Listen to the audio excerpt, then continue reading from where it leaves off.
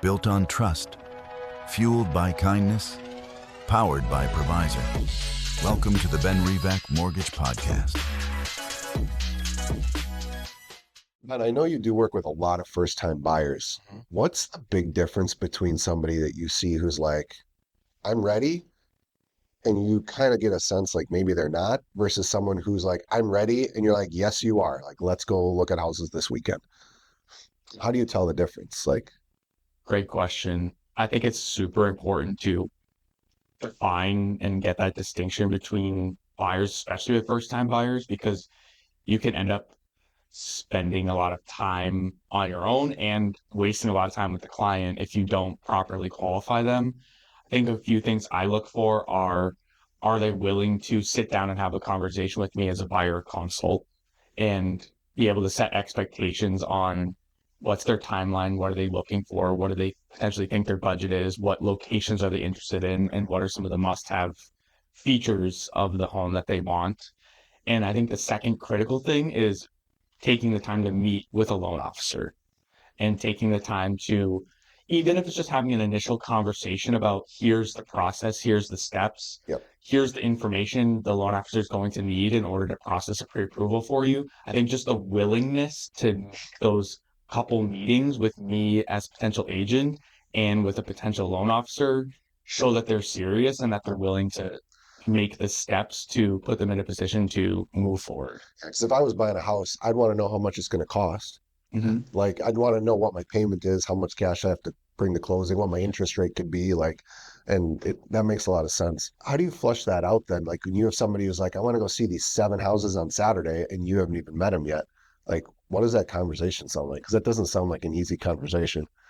For sure. And I think it's become more of a common conversation that I've had to have because we are starting to see more leads come in through some online streams with Compass's partnership with Redfin. Sure. So we're getting leads that we don't know who they are. They're contacting us for the first time to request a showing to see a property. So in those instances, a lot of my questions go back to, I saw you had interest in this specific property. Is that correct? What do you like about it? And then typically from there, I take it into, are you pre-approved yet? And if yes, okay, understanding who that is. If not, great, I have resources I can give you and connect you with some great reputable people. And then I also have the buyer agency conversation with that because in Wisconsin, we can't show homes to a client without having signed buyer agency. Yes, you can do a showing agreement with them, but in my opinion, having a showing agreement for a potential buyer is not in their best interest. I can't give them my opinion, my recommendation, or any guidance regarding the potential condition of the property unless it's a factual disclosed piece of information. Interesting. Or I also can't give them any information regarding what I'd suggest on offer terms, a price, what may or may not win the offer for them. So if they don't take the time to sign a buyer agency and have representation, it's not in their best interest to start seeing homes either because they're not going to get the information they need in order to make an informed decision. So you as a fiduciary, when you are under agency with a buyer, that's actually a different legal scenario than if you just sign a showing agreement. Correct. So you're not acting as a fiduciary with the showing agreement. Correct. By law, once you are under buyer agency, you have to act in the client's best interest. Correct. Wow, I didn't realize that. I didn't know that was the nuance to it. So as with a showing agreement, that potential buyer is a customer, and technically you're an agent of the seller at that point, a sub-agent of the seller, because you have no agency agreement with that buyer. I didn't know that. So you, like I said, you cannot give your opinion on the potential condition of the home. You can only disclose factual information that is available from the listing, the agent's private remarks, the condition report. You can't insinuate or you can't really help them. Hey, I see this thing in the foundation that isn't disclosed, but it's a red flag for me. You can't have that conversation. I more so would have to say, there's some things that are concerning. You'd have to have a professional come in and take a look. Got it. Versus if I have a buyer agency agreement where I'm the fiduciary to that client, yes, I can definitively say, hey, I've run into this exact same situation on other properties with other clients. Here's how that panned out. Here's what happened. Dang. So it's in everybody's best interest to find, I guess as a buyer, then the best advice that I would give is find a good agent that you trust, get under buyer agency with them, and then trust them to guide you through the process. Because they do this every day. Absolutely. And if, for instance, there is a personality conflict and that buyer doesn't particularly end up liking the agent, or it doesn't seem like it's a great fit, that's totally fine too. A buyer agency can be terminated at any time by either party. So it's not permanent, and there's no need to feel. Can I ask you about that? Do you guys have that written into yours? Because I've heard, and I don't know if this is true, but I've heard that horror stories from other agents saying that they were helping a buyer who had signed an agency agreement with another realtor, wanted out to work with this agent, and that other agent wouldn't let him out. Is that possible, or does it vary by brokerage, or is it like? That's a good question. How does that work? I think overall it can be extremely complicated when you get into situations like that where someone doesn't want to relinquish, the control or the legality of that agreement. So I think in instances like that, it's best to have conversations with the broker of, each firm or who's ever involved. And it could take a little bit of, mediation and kind of back and forth. Got it. But, as long as it's shared in writing that a client wants to, or the agent wants to terminate, sure, that's fine. And it does have to be signed by a broker, a supervising broker within the firm to, completely cancel. That's the same for like a listing contract. You have to have a supervising broker sign to cancel that too. Okay, that makes sense. As a buyer, then I should really just do my due diligence on who I want to work with first. Once I'm under agency, then I know I'm working with someone who's a fiduciary, which means they have to act in my best interest financially. Not even just financially, all facets of it. So I have to act in your best interests when I'm negotiating for you. I have to act in your best interest when I'm just simply communicating with other listing agents or other people who are involved in the process of buying. And, that also gives me the ability to draft offers and documents on your behalf as part of the transaction, and really be able to facilitate the whole deal. Without that, it's a lot more complicated if you are just a customer in the transaction, because in the end, I don't have agency. We don't have an agency agreement together to move forward with. So it's oftentimes you're constantly checking in, getting approval and like feedback, versus when I'm your agent, I'm hoping you trust me to take full reins over the transaction and bring you in at critical moments to make sure that you feel great about continuing to move forward. Yeah. Well, and that is, that's part of the reason that I love working with you, is because you and I work together so closely. Like buyers don't see the behind the scenes work that you and I put in to make sure everything is structured correctly, whether it's as simple as timelines for contingency dates and what's possible. Like, for example, we're going on into a holiday weekend. And, normally if you write like a 10-day appraisal, that's no problem at all. But if you write a 10-day appraisal and it's accepted yesterday, and then I don't get the offer until Friday at 4, well, now we're looking at Tuesday before we can even order an appraisal. So it's like some agents don't communicate that proactively, but like when we work together, it's like, I talked to your partner last night at 9:15 about a deal that they're working on a counter with. And it's, time is of the essence, and real estate doesn't sleep. And so keeping that communication open, like constantly, is really vital. But which kind of leads me to a question about pre-approvals. You said like one of the two checkpoints to tell if somebody's serious is, are they willing to talk to a lender and figure out what those loan options are like, or if they qualify. And then, would you show somebody a house without a pre-approval letter? Good question. Yes, I would. Yeah. For the right person, yes. I would. I would say I've mainly done it with referrals from past clients or friends, or referrals from family, and people at least have a good instinct on, yes, I can trust them, and yes, You're not trying to get stabbed. Correct. And I feel like when a friend or family member recommends a potential person for me to work with, they also have a little bit of skin in the game because they put their name on the line to recommend me. So there's a little bit more of a accountability gap, I think, there that people want to uphold. So yes, I will do it. Usually I'll probably only go out twice to show a client who's not pre-approved homes. Sure. I'm not going to spend, multiple weekends of time or 3, 4, 5 different sessions of showings to take that client out, because at the end of the day, if you're not pre-approved, you truly have no idea what your budget is and what home could work and fit with your lifestyle and what makes sense. Because I've gone out on showings with clients who thought they wanted to purchase in the 275 range. They get pre-approved, they're pre-approved up closer to 400, and now we're looking at homes that are 350 plus.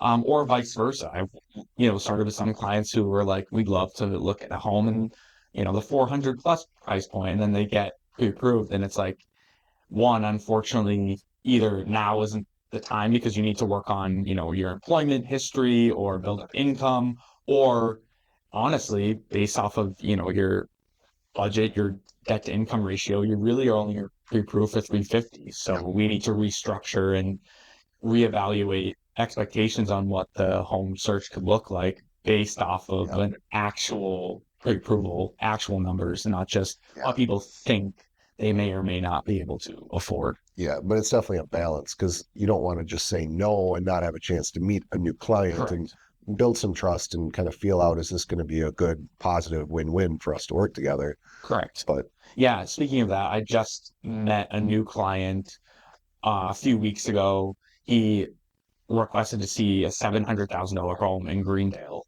And when I had the initial conversation with him, he was not pre-approved yet.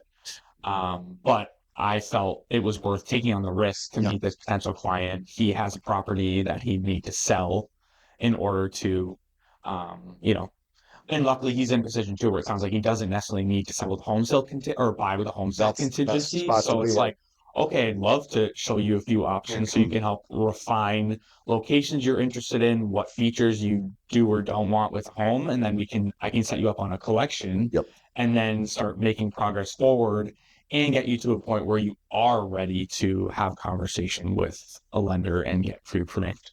For that instance, I felt like the buyer was well qualified and was in a position where they're serious about trying to find the next home for him and his family. So I felt like it was worth taking. So it's a little bit of a judgment call. 100%. Just to feel out like, hey, is this, that makes sense. Yeah, it's similar in my world. I tell everybody, just call me. Like, let's just talk through your situation on a high level and figure out where to go from there.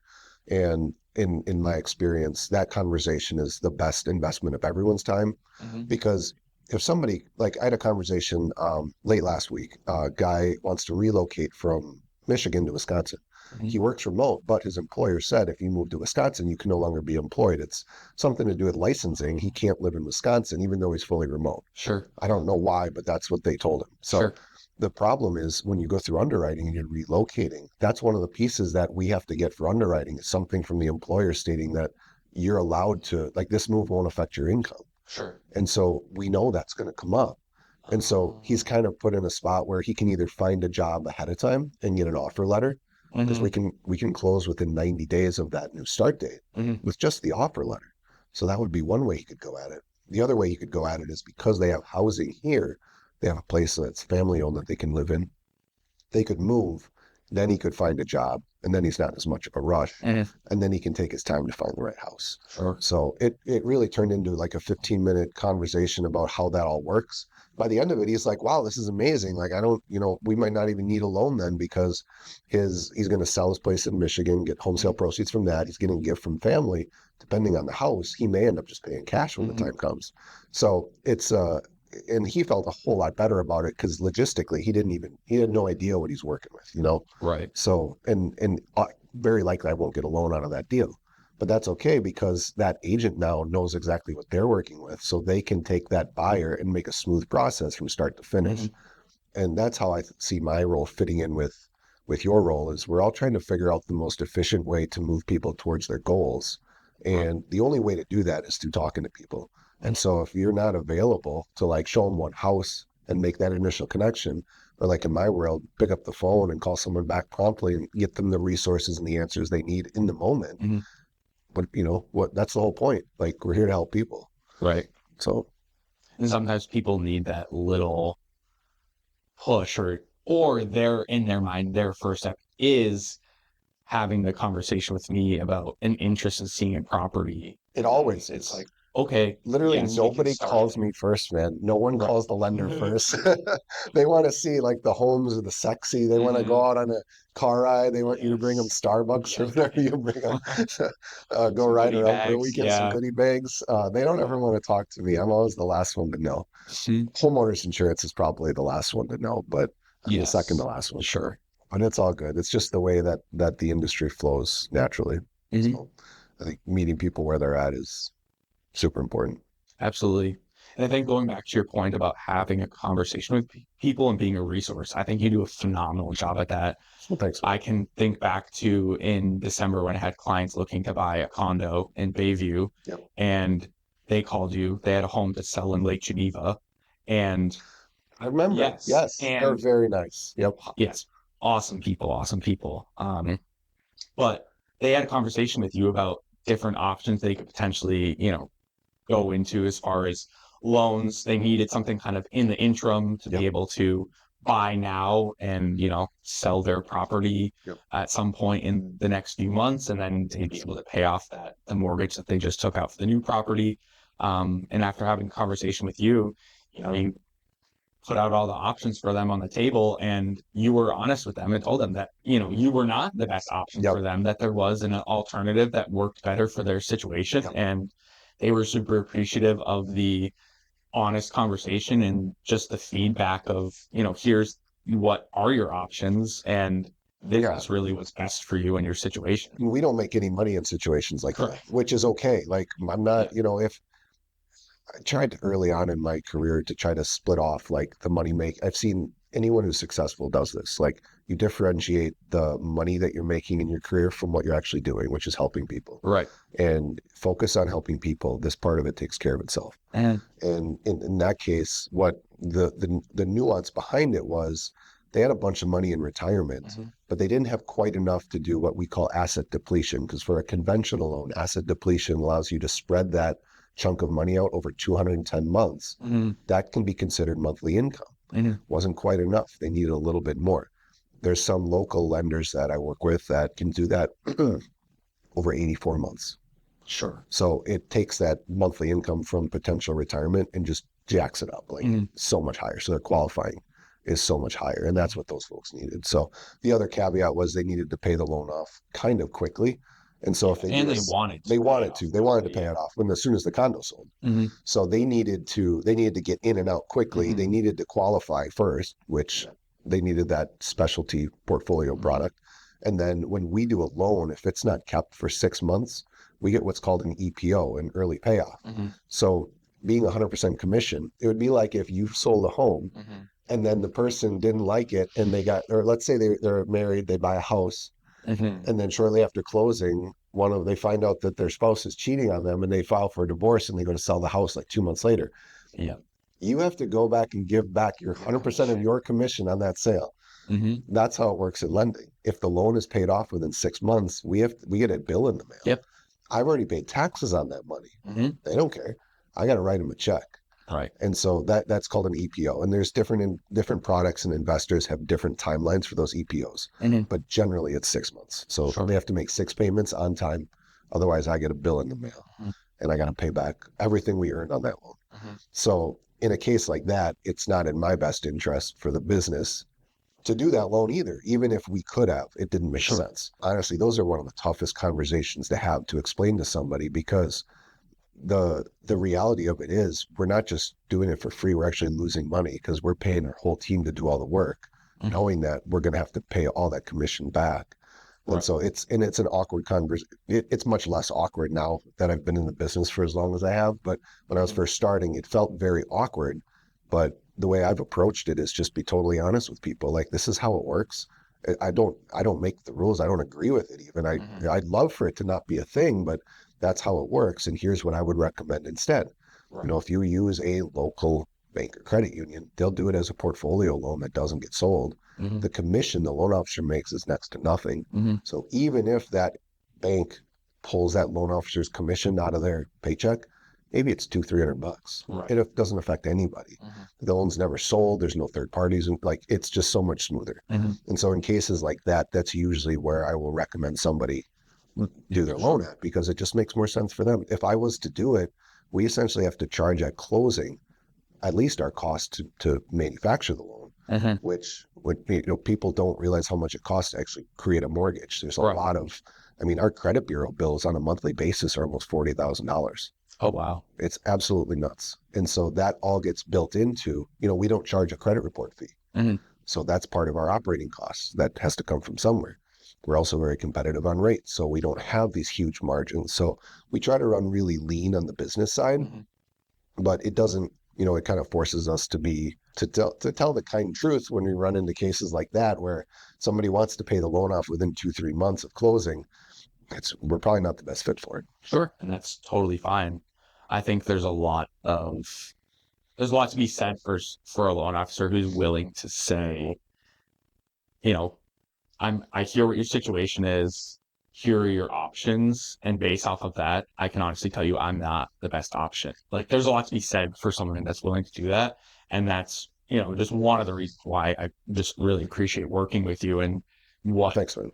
What experience you offer to the clients that I introduce you to. So it goes a long way, to say the least, because I talked with other loan officers who will sit there spinning their wheels like, oh, we can do it. We'll figure it out. They don't know that you know.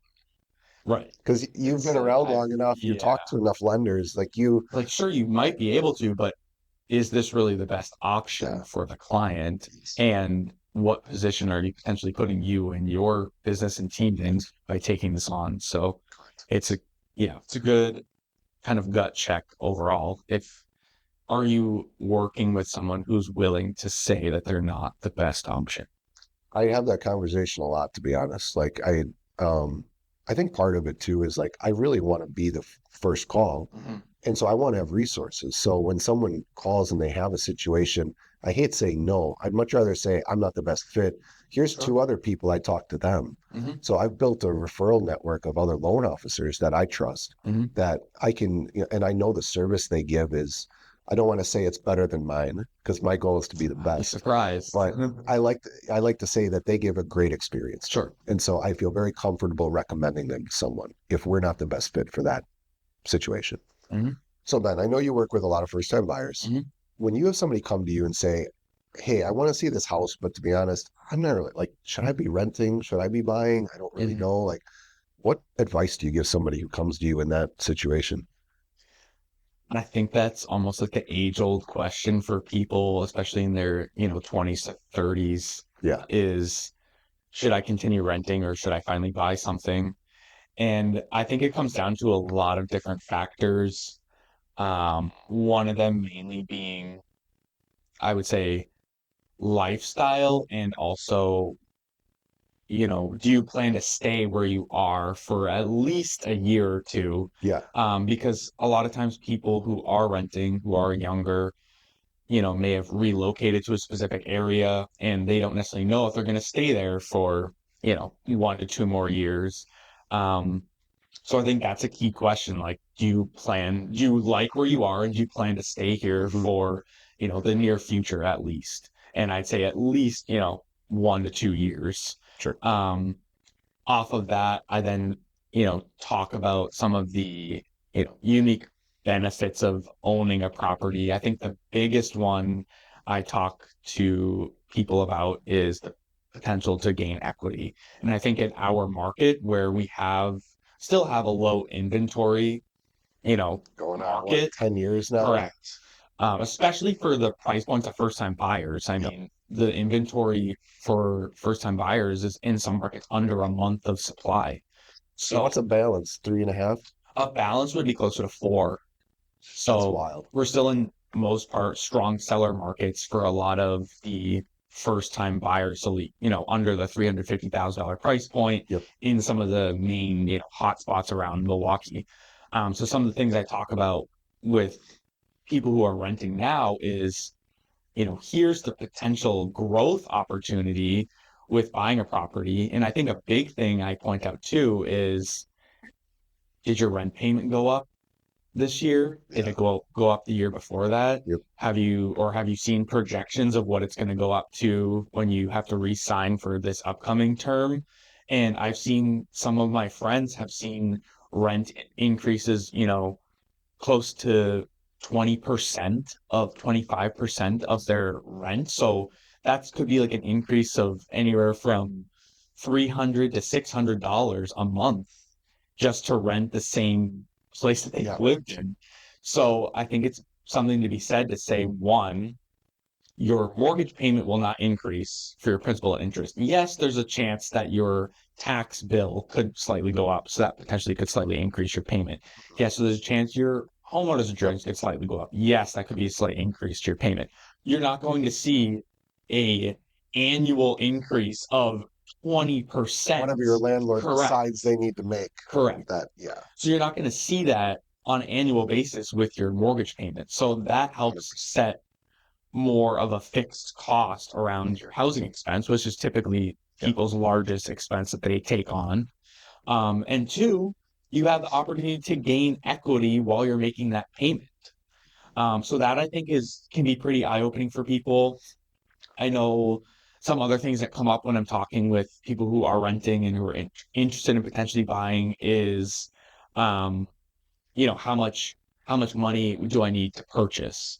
And I think that's also a fully loaded question too, because there's so many options for anywhere people. From no money to a lot. Correct.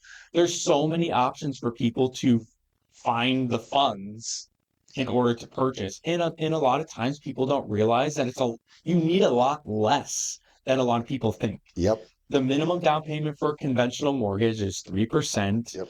FHA is 3.5%.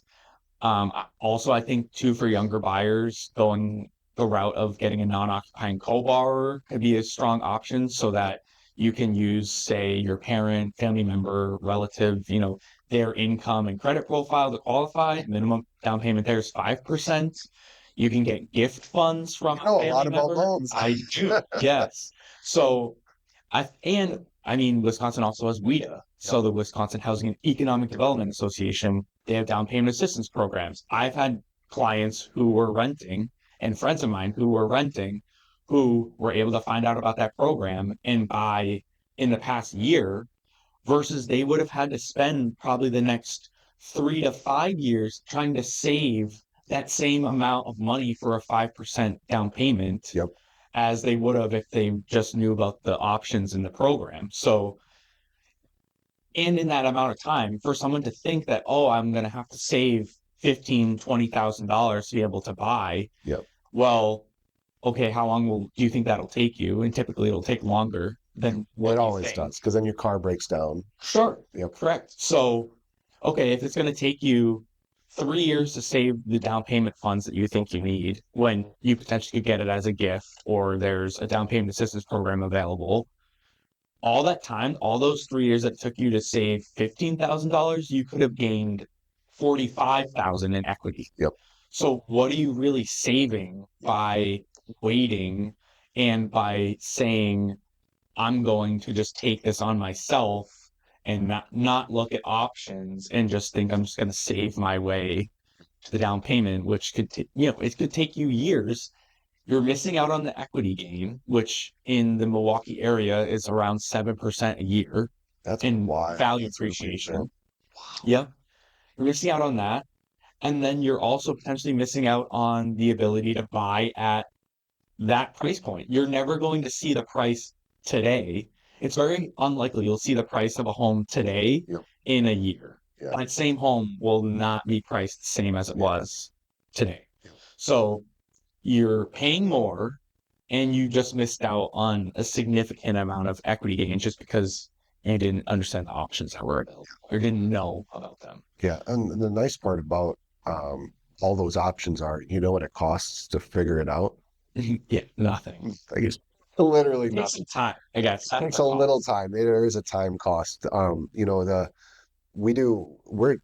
similar in this. We work for free a lot. Mm-hmm. We work for free. We only get paid if a deal closes. Mm-hmm. And so our goal is to make sure that people are educated and they can make educated decisions Mm-hmm. and that they know what all their options are, because it might not be the right time for somebody, but until they figure out what the numbers truly look like, how can they know? Right. Like you gotta do the work to figure out like what are you getting into, and then this makes sense. And I'd say, there's a chunk of people, like maybe 1 in 10, not even that, but somewhere around there, 1 in 20, that we do all the math and they're like, gosh, this is going to cost more than I was expecting. Mm-hmm. I don't want to buy. And usually it's folks who are in a good rental situation where they're way below market. Mm-hmm. Like they got a 3-bedroom somewhere for $800. Yeah, with a private landlord, and And the landlord has never raised their rent in 10 years. And, and it's situations like that. Like if you can ride that out for a while, that's great. But, when that ends, then what kind of a market are you getting into? Just be prepared for it. Because at least now, like, hey, this is how great my situation really is. It's going to come to an end someday. Whether that landlord decides to sell or they realize like, hey, my taxes have gone up again. I need to raise rents. Yep. So, yeah. Or come down to that renter and their lifestyle situation no longer works. They grow the house. They start a family. They have 2 bedrooms. They have 2 kids. They need or they have a crappy neighbor who has just ruined being home. Yes. I had a client my first year in real estate who was like that. Was a referral from one of my first clients that I worked with as a buyer. They had been renting their whole life. They were in their like 50s and had grown children in their 20s and had been renting their whole lives, never thought that buying was an option. And they had a landlord who changed management companies multiple times. Their lease that they had changed multiple times within the same year. And it just got to the point where between the lease changes, awful neighbors, and, getting complaints about where they're parking and just really stupid shit, to be honest, they were like, we need to buy something. Yep. And they were able to find something for a little bit more than what they were paying for rent, and now had the complete freedom to do whatever they wanted about hanging things on the walls, decorating and painting, and not having to worry about who they're, whose parking space are they close to today. So it totally changed their world that they were able to find an option that worked for them to buy and get out of the endless cycle of renting. Yep. Because it truly is. Like you look at equity growth in home equity, and then you look at property appreciation, and then you look at the cost of debt over time. And through inflation, debt becomes cheaper over time. Yeah. So it's like when you buy a house or a condo, you're making money on at least three different significant spectrums. Sure. That are just natural components of our capitalist market. Mm-hmm. Like it's tough to lose in real estate in the long term. Right. In the history of real estate markets being tracked, the market has been down at a national level like 4 years total. Out of the last 75 years. I believe it 100%. And even you look back at the 2008 blip, and that's really what it was. It was a small blip. If you're in the moment and you own a bunch of properties and you're over leveraged, you probably went and got ruined, you went bankrupt. But for your average person, like even though the market's down, you still need a place to live. Right. You still need a roof over your head. And so just because somebody says you can't sell your house today for what you paid for it yesterday, does that mean you don't need a place to live? No. And what's going to happen in 2 years? We're going to be right back to where we were, if not higher. And that's exactly what happened. And so anyone who could weather that storm, they came out just fine. It's like, it's like you watch your 401k every day. Yeah, you're going to be like, this is terrible. It's the market's down 13%. Yeah, but since you started it, you're up 35. Like that's just the way markets flow. It's not always up. There's a variance and it comes down now and again. So 100%. Seeing the long term, I think is vital. Big picture is critical for real estate. And I think there's a couple things with that. One, going back to your point about the crash in 2008, 2010, I actually had a client who I helped sell 13 of his properties in his portfolio last year. I remember you telling me that. That's a wild So one. he bought, I think he told me he bought 8 or 9 of those back in the time of the crash. Like after the crash. Yeah, like I think in 2011, 12, he bought about 9 properties in the Milwaukee area. Wow. He paid less for those 8 or 9 properties than he did to buy his Suburban back in 2020. And he was able to sell them for like a 12-fold increase on value than what he paid for. Yeah. That is wild. Yep. Everyone says timing the market versus time in the market, right? Yep. But when you get both, that's what you end up with. Sure. You got lucky on timing, and I bought my first one in August of 2010, a little duplex, and I still have it, and it's paid off, and it's probably the best investment I'll ever have made in my life. Sure. I mean, it's incredible. I mean, I probably paid $130 for it, maybe, and I'd say it's worth $280, maybe $300, depending on the day. Yeah. So it's wild. Yep. I think it's one of my favorite phrase that you just said is time in the market is better than timing the market. Yes. I think that, and that's also something I talk to a lot of first-time buyers about is, I'm waiting for the crash, or I'm waiting for this, or I'm waiting for interest rates to go down. And then it's like, based off of our local market, we still have extremely low inventory. We still have extremely high buyer demand. We're seeing 5, 10, 15 plus offers on properties in the first-time home buyer price point.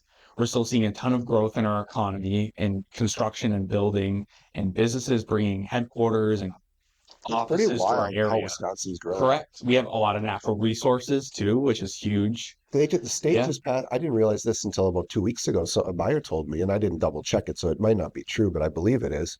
Wisconsin changed their tax code, so seniors over like 65 or 62 and a half or something, there's no income tax up to $75,000 in income. Oh, wow. In Wisconsin, no state income tax, which is why I think they're trying to compete with Florida. Sure. But so that's another buyer pool now that Wisconsin is trying to become, a place that people look to. So it's 100%. Demand is not going away. Right. So with that being said, if you're trying to time the market, with everything we're looking at, all the factors, values are just going to continue to go up here. Yep. So trying to time it where you're buying at a low lull with pricing or buying at the lowest interest rate possible, what is that really costing you? I mean, even like look at interest rates now compared to the beginning of the year. We're almost, I was listening to a podcast this morning from a Housing Wire's chief analyst.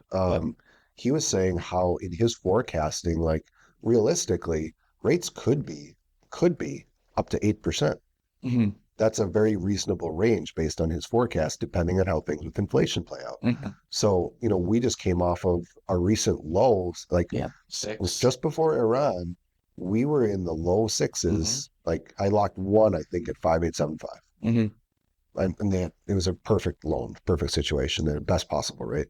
But, now we're already back to 6.625 and nobody knows. Right. We could go higher, we could go lower. I don't know. I wish I knew.